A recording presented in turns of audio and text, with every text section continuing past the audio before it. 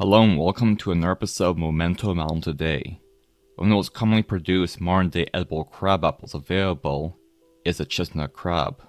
This cultivar was bred in the University of Minnesota and is one of the most disease-resistant and cold-hardy apples in cultivation. In this episode, we'll be tracing the lineage of this cultivar from its oldest foundations to where it is now. Let's get started.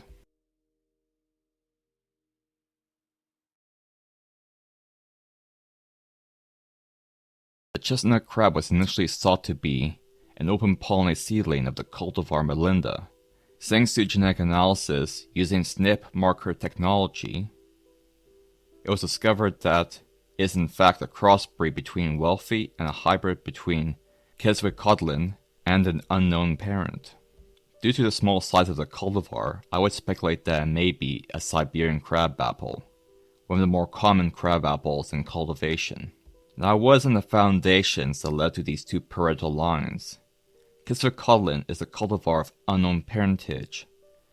It was genetically analyzed, but no parents could be identified, and it may very well be that the ancestral lines have long since gone extinct.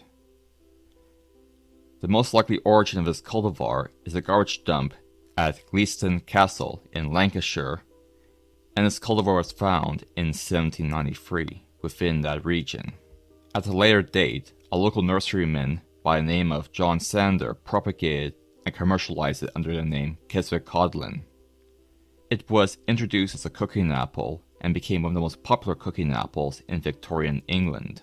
It was widely grown and available until 1930, where its popularity died and became a rare and very niche apple.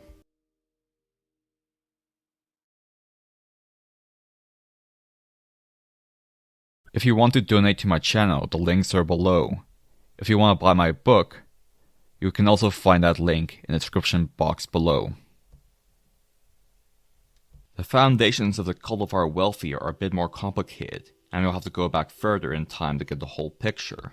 One of the parents is the Duchess of Oldenburg. This is a Russian cultivar of unknown parentage. It's speculated to be one of the primordial Roman cultivars of ancient times to make up the foundations of European apples. Many cultivars of similar origin from Russia were introduced to the United States in 1835, prior to the whole Soviet Union thing and the whole Cold War thing that left the collective West and Russia with bad blood. But I digress. This trade process happened via a trade agreement between the Russian government and the organization called Mass Horticultural, the latter being a precursor to what is now known as USDA.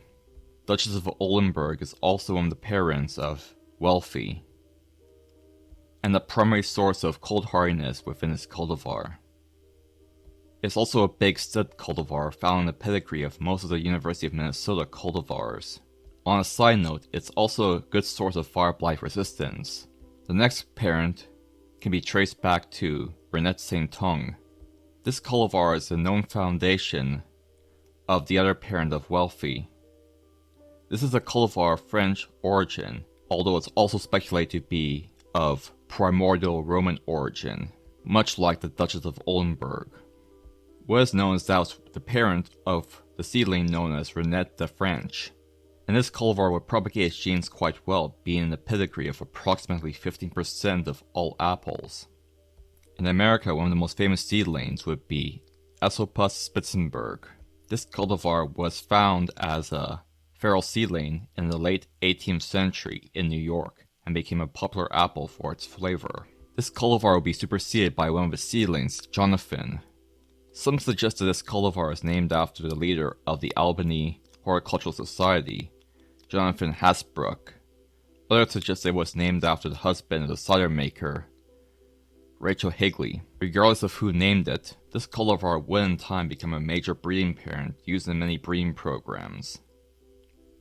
In the University of Minnesota, it would be crossbred with the Duchess of Oldenburg to create Wealthy. Wealthy would then be crossbred with the Quetzalcoatl hybrid to make chestnut crab.